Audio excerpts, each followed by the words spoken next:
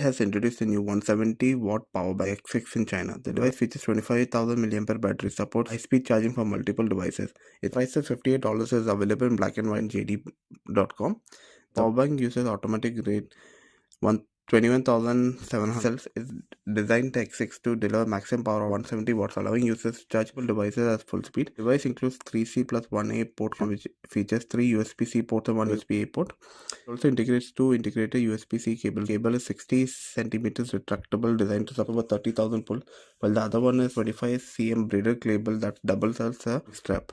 The X6 supports fast charging protocol, 20 watts Xiaomi Hypercharge 100 watt PD. It can deliver up to 120 watts from single port and 65 watts combined using these two output.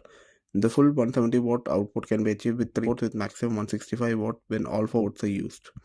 They've added a 1.3-inch color display to provide charging, and the screen shows details such as power, temperature, and cycle count. The device includes dual layer heat dissipation made from alloy wheels and high thermal. X6 has a compact dimension of 159.8 into 0.2 mm and weighs 665 grams.